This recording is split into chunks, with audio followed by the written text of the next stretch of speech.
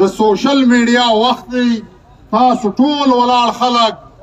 په دې باندې خبر یاست چې د دا تیرو 2 میاشتو څخه چې کوم نگران حکومت دوی کښېنولی دی، بیا چې دوی کومې پالیسیانې جوړې کړي دي، په دا باندې تاسو ټول خبر یاست. او په دې هم خبر یاست چې د تیرې 1 میاشتې څخه په چمن کې په زراو انسانان هلته پرلت کښېنولی دی او ناست دي. ډېرې سمپلې غوښتنې دي، ډېرې معمولي غوښتنې دي. اول دا چې پر دې ډیورین کرښه باندې پاسپورټ نه منو. عزیزانو دا صرف یوه مطالبه نه ده، د دې سره زموږ دغه پښتون افغان ملت ژوند تړلی دی. زه د دې لږ تفصیل ستاسو تر مخ ږدمه چې دا خلکو دغه فیصله یا دا خلکو دغه مطالبه ولې ایښې ده. عزیزانو دا صرف یو مطالبه نه ده، دا چې کله فرهنګي دغه کرښه کښلې ده په 1892 کې، د هغه وختو څخه پښتنو دغه کرښه ریجکټ کړې ده چې دا موږ نه منو. دا یو تاریخي جبر دی، دا یو تاریخي ملت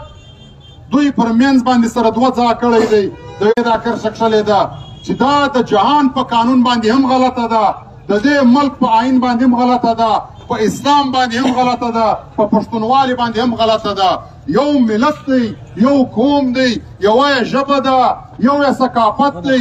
یو رقم و عنعنات دي، یو کلتور مو دی، او تاسو په دې کرښه باندې دغه ملت بیلوئ. نو دا د دې تاریخي پس منظر دی چې دا هغه وخت هم په زور باندې په جبر باندې کښل سوې وله، د دې هیڅ آئیني حیثیت نشته. او بیا نن دغه پنجابی استعمار دوی نن هم هغه د فرهنګي ظلم ته تقویت ورکوي او غواړي چې دغه ملت بیل کړي. نو دا چې کومه غوښتنه ده دا د ټول افغان ملت غوښتنه ده، دا یوازې هغه په چمن کې د ناستو خلکو نه ده. او بله خبره د دې دواړو خواو ته یو ملت، یو قوم، یو قبیلې پرتې دي. ایدره په یو طرف باندې ده، کلی په بل طرف باندې دی. اوس که دلته په دا کلي کې یو مړی کېږي، خلک ځي خپل مړی په ایدره کې ښخوي، نو دا ټول خلک به په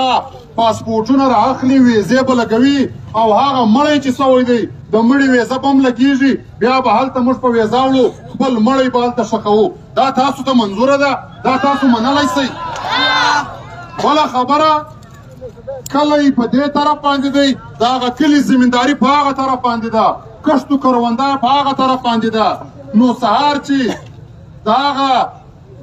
زمینداري خلک هلته ځي په خپله مځکه کې زمینداري کوي، نو هر سهار به دی ویزه لګوي، په ټاپه باندې به اوړي، بیا به مازدیګر برته راوړي، ټاپه به لګوي. دا سوال نشي پیدا کېدلی، دا امکان نه لري. دا هلته چې کوم خلک ناست دي، چا چې دا فیصله کړې ده، دا په سر کې مازغه نه لري، د دې مازغه خراب شوي دي چې دوی دلته پر ډیورین کرښه باندې په موږ باندې پاسپورټ مسلطه کوي. نو موږ دوی ته هم دا وایو چې اوس هم وخت شته، تاسو پر دا خپله پرېکړه باندې نظرثاني وکئ. دا یو پرېکړه نه ده، بلکې دا تاسو یو چک ولی دی. دا که ستاسو په سر کې مازغه وای، تاسو به دې شي ته فکر کولی. دا هېڅکله دغه پښتون افغان ملت له تاسو سره نه مني، نه په دې کې تاسو کامیابه کېدلی شئ. او بله خبره ده چې دا پرېکړه کړې نورو خلکو ده، هغه د پنډۍ جرنیلانو کړې ده، او بیا یې بیانوي په چا باندې؟ هغه په دغه نگران حکومت کې چې کوم ګوډاګیان خلک کښېنولي دي، په دغو باندې بیانوي. اوس موږ دلته ناستو، یو ملګری راغلی، وایي دلته د نگران حکومت هغه جان ته چې جان اچکزی وایي، زه دته جان څوړور وایم. دا جان اچکزی نه دی، دا جان څوړور دی. دا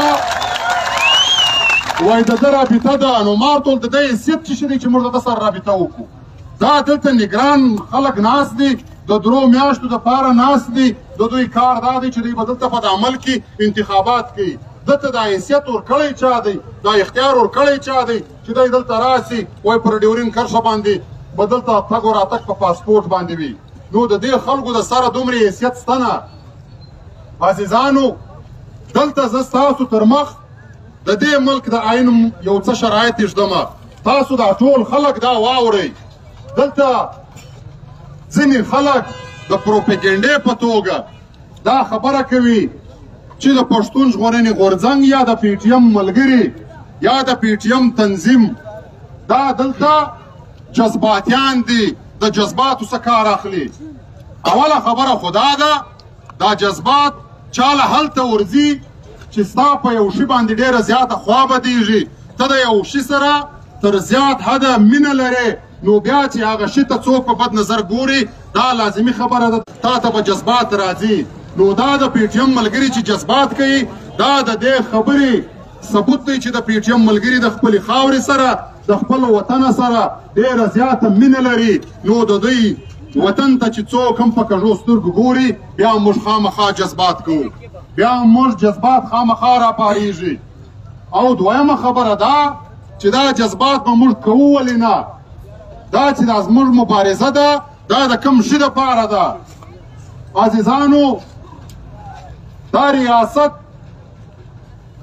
زموږ په ټیکسو باندې چلیږي دا ریاست چې هره پرېکړه کوي موږ هغه ورسره تسلیم کړې ده چې کومه آئیني پرېکړه وي دا ریاست که وایي سرکاري چوټۍ د جمعې په ورځ ده هم موږ ورسره منلې ده بیا یې سرکاري چوټۍ د اتوار په ورځ کړله هم موږ ورسره منلې ده موږ دا ناس ټول خلک چې هر شی اخلو په دې کې موږ دې ریاست ته ټیکس ورکوو موږ د دې ریاست قانون منلی دی خو یو څه ذمهواریانې دا پر دې ریاست باندې هم شته هغه کومې ذمهواریانې دي تاسو د دې ریاست آئین در واخلئ ټول ریاستونه چې په دنیا کې څومره هم ریاستونه دي دا ټول ریاستونه خپل آئین لري داسې دا ملک هم یو آئین لري تاسو آئین در واخلئ په دې آئین کې 5 بنیادي شرایط دي دا د دې ریاست فرض دی چې دوی به خپلو شهریانو ته ورکوي هغه 5 شرایط دا دي اول دا چې دوی به خپلو شهریانو ته مفت تعلیم ورکوي اوس مفت تعلیم تاسو ټول خلک دلته ګواه یاست دلته ټول ولسونه په پرایویټ سکولانو کې په خپلو بچانو باندې سبق وایي کتاب قلم کاپۍ بیگ د سکول یونیفارم دا ټول شان دا هر سړی خپل بچی ته د خپل جیب ورخلي یعنی په دې ذمہواري کې ریاست مکمله فعل دی موږ ته مفت تعلیم نه دی راکړی دویمه خبره دا ریاست به موږ ته مفت علاج راکوي دا د ذمہواري ده په دې کې بیا د مکمله فعل دی دلته چې څومره هم خلک مریضان سي دا ټول په پرایویټ هسپتالو کې علاج کوي د پینډال ګولۍ سي واخلې تر اپریشنه پورې دا ټول خرڅ هر سړی د خپله جیبه کوي پور کوي خواست کوي علاج کوي ریاست دا ذمہواري نه ده پوره کړې یو څو نام نهاد هسپتالونه دي په هغه کې هم نه ډاکټر شته نه مشینري شته نه د سر د درد ګولۍ پاته کېږي په دې کې بیا د مکمله فعل دی درېیمه خبره عزیزانو دا د دې ریاست ذمہواري ده چې دوی به دلته خپلو شهریانو ته د سر او د مال تحفظ ورکوي دلته به یو شهري د ملک د یو کونجه څخه تر بل کونجه پورې بلا خوفه بلا ویرې دوی سفر کولی سي دته به هېڅ مسله نه وي او دلته د کاروبار د جایداد د سر او د مال تحفظ به په دې کې عزیزانو ریاست مکمله فعل دی یو سړی هم دلته نه دی محفوظه دلته هره ورځ موږ وینو پر دا چوکو باندې پر دا روډو باندې په دا کلو کې چې زموږ خلک وژل کېږي د ټارګټ کلینګ په نامه د اغوا برای تاوان په نامه د دماکو په نامه دلته په نورو واقعیاتو کې او دا خو پرېږده ذمہواري د ریاست دا ده چې دی به موږ ته د سر و د مال تحفظ راکوي هغه خو یې نه دی راکړی بلکې په خپله زموږ په وینو باندې د دې ریاست لاسونه سره دي د موږ قتل کړي یو د موږ وژلي یو له موږ سره بلا ثبوتونه شته په دې ټولو شانو کې دی ملوثه دی امن و امان نن ورځ تر دې ځایه راغلی دی چې په مسجد کې لمونځ هم پر کراره نسې کولی هلته به د خدای عبادت کوې لیکن په زړه کې به دې ویری چې داسې نه یې اوسي او دماکه اوسي که د دماکې ویره نه وي دا ویره خو نو د هر سړي په زړه کې چې د باندې وزم زما چپلکې به پرتې که به یو چا وړي دا د دې ریاست د امن و امان سلسله تر دې ځایه رارسېدلې ده څلورمه خبره هغه د دې ریاست ذمہواري ده چې دی به په دې ملک کې خپلو ټولو شهریانو ته روزګار ورکوي د روزګار زمینې به ورته برابروي په دې کې بیا ریاست مکمله فعل دی هیڅ چاته یو قسم روزګار هم نه دی ورکړی او چې موږ په خپله د 2 لاسو په مزدورۍ باندې په خولو باندې یو روزګار ځان ته برابر کړی دی دا ریاست اوس راغورځېدلی دی هغه روزګار هم پر موږ باندې دروي په کار خو دا و چې دې ریاست خلکو د دې ټول پښتون قام شکریا ادا کړې ولی چې دا ذمواري خو زما وه چې ما به تا ته روزګار درکوئ خو تا په خپله ځان ته د روزګار زمینه برابره کړې ده نو تاسو ته موږ آفرین وایو خو دوی هغه نه کوي الټه له موږ څخه زموږ روزګار اخلي موږ بې روزګاره کوي زموږ یو معاشي قتلیام منصوبه یې جوړه کړې ده او پنځمه خبره ده چې دا هم د ریاست ذمواري ده په عین پاکستان کې دوی به خپلو ټولو شهریانو ته د رهایش بندوبست کوي یعنې دلته به یو سړی هم په خپله کور نه جوړوي دا د ریاست ذمواري ده دلته به مکانونه جوړوي خپلو شهریانو ته به هر شهري ته به یو کور ورکوي دا خو بیخي دوی سر هم نه په خلاصوي هغه موږ چې په خپله د خټو کورونه جوړ کړي دي په خپل محنت دا هم دوی را بمبار کړل د وزیرستان میرانشاه او میرعلي بازار یې ستاسو تر مخ نشانې دی تاسو یې وګورئ دا ټول را بلډوزر کړل نو دلته خو د سره ریاست شته نه بیا دا فیصله چا کړې ده چې دلته به پاسپورټ مسلطه کېږي موږ د دې خلکو څخه پوښتئ زموږ سره پر دا بنیادي شیانو وغږېږئ چې موږ دا یو وار تسلیم کړو چې واقعي تاسو ریاست یاست بیا به پر دې سره غږېږو تا خپل بنیادي شیان ټول پاته دي یوازې مواري نه ده پوره کړې او راغورځېدلی چې دلته به پاسپورټ منل کېږي دا بیخي د لیونتوب خبرې دي په دې باندې به ټول کام سر خلاصوي او بله خبره دا چې په چمن کې کم پزراو خلک ناست دي دا یوازې د هغو مسله نه ده عزیزانو دا د ټول کام مسله ده دا د ټول پښتون افغان مسله ده دا د هر پښتون افغان ذمواري جوړیږي چې د دې خلکو تر شا به درېږي دلته به یو موټی کېږي او دوی به مجبوره کوو چې دا فیصله دوی واپس واخلي عزیزانو کې چیرې دا منصوبه کامیابه کړله د دې اثرات به پر ټول کام باندې لویږي او دوی نن هم لګیا دي دا چې اوس یو بانه جوړه کړې ده د افغان مهاجرینو د ایستلو په دې اړ کې دوی په ټول ملک کې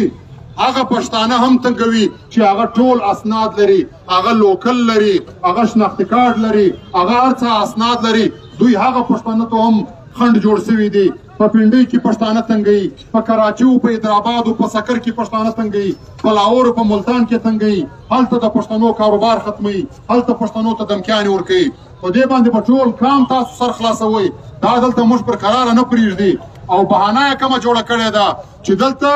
موږ مهاجرین باسو موږ هر ځای په دې باندې په تفصیل غږېدلي یو چې اول خو دلته دا پښتانه افغانان دا کډوال ورونه دا مهاجر د سره دي نه دا د دوی خپل وطن دی دا د دوی خپله خاوره ده او که واقعي تاسو مهاجر باسئ مهاجر هغه چاته ویل کېږي چې د خپلې خاورې څخه بلې پردۍ خاورې ته راغلی نو هغه بیا تاسو راشروع کوئ هغه خلک بیا دلته معلوم دي چې کوم خلک راغلي دي او تاسو په د خپلو فوجانو کې وګورئ ستا جنرال ضیاءالحق مهاجر ولو د هندوستان مهاجر دلته راغلی و خو تا آرمي چیف ځینې جوړ کړی و ستا دا مشرف دا مهاجر ولو دا راغلی ولو دلته تا آرمي چیف ځینې جوړ کړی ولو نو که ته واقعي مهاجر باسې بیا یې اول د خپله ځانه را شروع کوئ دا د هندوستان مهاجر چې راغلي دي تاسو وایاست چې هندوستان زموږ دښمن دی نو یو وار دغه پسې وشړئ بیا به دلته موږ خبره در سره کوو خو خبره دا ده هغو ته خبره هم نسي کولی هغو ته تر سترګو هم چپه نسي کتلی وجه یې دا ده چې هغه تر شا خپل ریاستونه لري هغه تر شا خپل سټیټ لري خپل ملتونه لري خپل یو زورور منظمه ملکونه لري خو دا چې دی پښتانه تنګوي پښتونه ته افغانستان بایللی دی ستا پر افغانستان دی قابضه سوی دی ځکه چې دلته په هره تانه کې پښتانه افغانان دی بندوي ځکه چې دلته دی پښتانه افغانانو باندې تشدد کوي تزلیل یې کوي له موږ سره تزیکامېزه رویه کوي موږ افغانستان بایللی دی که چیرې نن په افغانستان کې یو جمهوري حکومت وای هلته د خاورې اصل په چا ناست ولی بیا به هغو دوی ته ورښولي ولی هغو به په اقوام متحده کې د دوی خلاف کیس جمع کوئ چې دا زما د ولس سره تا کومه رویه روانه کړې ده خو موږ افسوس کوو هلته چې نن کوم خلک قابضه ناست دي هغو د چوپتیا روژه نیولې ده یوه خبره هم نه کوي د دې ریاست ته دا پوښتنه نسي کولی چې ته په کوم قانون باندې زما دغه افغانان دلته بې عزته کوې یا دوی ته په غلطه سترګه باندې ګورې خو عزیزانو څوک که دا کوي که نه کوي پښتون تحفظ مومنټ به دا همت خامخا کوي د پښتون تحفظ مومنټ ملګري به خامخا راوځي که هغه په هره صورت وي که ورځ وي که شپه وي موږ به د خپلو افغانانو ورونو سره ولاړ یو چې تر څو زموږ په وجود کې ساه وي زموږ ملګري به له تاسو سره ولاړ وي. موږ په ټول یورپ کې دا سلسله روانه کړې ده. د دوی دغه ظلم موږ غندلی دی او دلته موږ په ټوله جنوبي پښتونخوا کې دا سلسله روانه کړې ده. نو اوس هم نن درېیمه ورځ د زموږ ملګرو پیدل لانګ مارچ را پیل کړی دی. دا د تر دې ځای را رسېدلی دی. تر دې به مخته هم ځو نور لای عمل به هم جوړوو چې تر څو دوی دا سلسله نه وي درولې موږ به تر هغو په قراره باندې نه کښېنو. او یوه خبره بیا دا خلکو ته کوو چې دا کوم په نګران حکومت کې ناست دي د درو میاشتو دپاره خپل ضمیر خرڅ کړی دی. دا خلکو ته وایو د دې بعد به ته برته دا خپل ملت ته راځې دغه کام ته به راځې نو لږ سوچ وکئ لږ خپل ضمیر را ژوندی کړئ. دا کام به بیا تاسو هېڅکله نه کړي ماف. تاسو هم د دې خاورې یاست تاسو هم د دې ملت یاست. او دا چې دلته انور موږ بار بار دی مخاطبه کړی دی خو د ده ډېرې تضیقامیزه انټرویوز را روانې دي د ده ډېر تضیقامیز رویه روانه ده د دې جرنیلانو په خوله باندې. نو دی دې هم د ځانه سره سوچ وکړي. او دا یوه خبره باندې موږ ټول پوهېږو عزیزانو دا د نوم سره چې حق لګېږي دا ټول اکثره د افغانیت دشمنان پاته سوي دي. دا که ضیاءالحق و دا که سمیع و دا که نن سراج الحق دی او دا که دغه انور الحق دی دا د افغانیت دشمنان پاته سوي دي. نو دی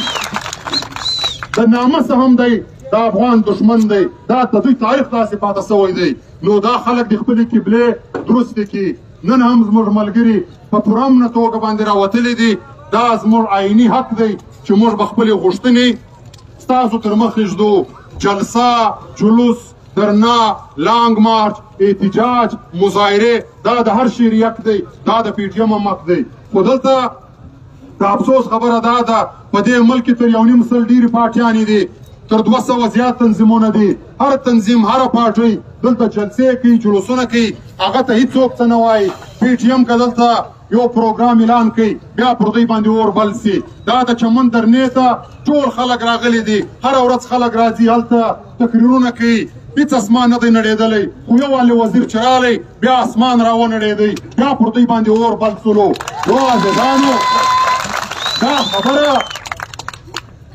د دې شي تصدیق کوي چې دوی یوازې دا د پی ټي ایم د ننګیالو ملګرو څخه بیریږي. ولې چې پی ټي ایم د خپله خدای سره واده کړې ده بیا یې د خپله کامه سره واده کړې ده چې نه خرڅېږو نه ټیټېږو نه به ډارېږو چې هر څه یې دلته به ستاسو تر مخ یو. نو عزیزانو زموږ مبارزه روانه ده. دوی به د شکست سره مخامخ کېږي انشاءالله. دا مطالبات به ټول دوی مني. پر دا ډیورین کرښه چې دوی کومه فیصله کړې ده دا فیصله به هم اخلي. له موږ څخه لږ عزم نور غواړي. هغه په چمن کې چې زموږ ورونه ناست دي هغو ته هم دا وایو چې اوس دا ریاست پر ګوډو سوی دی خالي طرف ته تاسو غوږ نیسئ. اوس یې د طرف واری دی. لږ حوصله به کوئ لږ حوصله به کوئ. دوی زموږ د صبر امتحان اخلي خو زموږ کامیابي به په دې کې چې موږ د صبر څخه کار واخلو موږ منظمه واوسېږو موږ حوصله وکړو. ډېر غټ پریشر دی. ټولې بهرنۍ میډیاوې لګیا دي. په یورپ کې زموږ ملګري راوتلي دي په ټول یورپ کې احتجاجونه پیل کړي دي. په اقوام متحده کې دا خبره زموږ ملګري راپورته کوي. په یونایټډ نیشن کې راپورته کوي. دا په هر پلیټفارم باندې زموږ ملګري لګیا دي. دا د چمن د خلکو ترجماني کوي. لږ همت نور درڅه غواړي. انشاءالله دا وار بیا داسې پر شا کوو چې بیا راروان 100 کاله هم دوی دا سوچ نه وکړي چې دلته به پاسپورټ وي. دا موږ خپل وطن دی دلته به افغانه تجارت کوو. نو خواست کومه ټول به دغسې منظمه په صبر په استقامت باندې درېږئ. ملګري دلته ناست دي هغه لای عمل جوړوي. د هغه بعد به تاسو ته لای عمل ورکوو. د هغسې په استقامت به پر مخ باندې ځو. خپل احتجاج به ریکارډوو. او بله خبره یاد وساتئ چې دلته که څوک راتل موږ مذاکرات د هېچا سره نه کوو. مذاکرات به د چمن په درنه کې کېږي. کمیټۍ هلته ناسته ده فیصله به هغه خلک کوي. موږ صرف د هغو په حمایت کې راوتلي یو.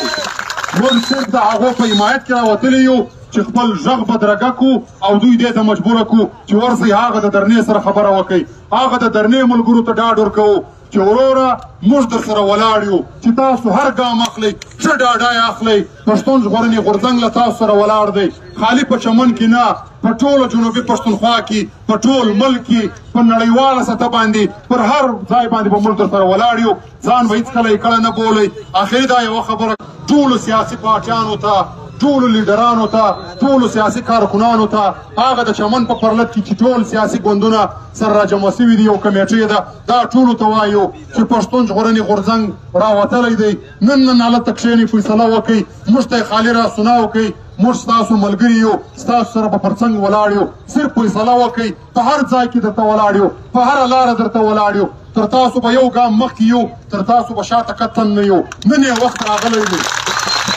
نن وخت راغلی دی نن زموږ ولس په تکلیف باندې دی نن زموږ ولس په درد باندې دی نن زموږ ولس ډېر زیات تنګ سوی دی نو راسئ نن خپل د ولس سره ودرېږو دا ولس وساکو د دې ولس مطالبات په دا زورورو باندې ومنو نو بیا به دا ولس هم موږ ته آفرین راکړي چې واقعي تاسو دلته دا حق لرئ چې د قام نمایندګي وکئ او که نن موږ دا ولس داسې یوازې پرېښوئ چې د شپې د دوی پر کورو باندې چاپې وي په تاڼو کې دلته د افغانانو زنانې ناستې دلته سپین ږیرې ناستې دلته په شنه ژبې باندې هلته کډې روانې او دلته دوی د هغو بېعزتي کوي او موږ چپ ناست یو بیا به نه دا قام موږ وبخښي نه به تاریخ موږ وبخښي نو عزیزانو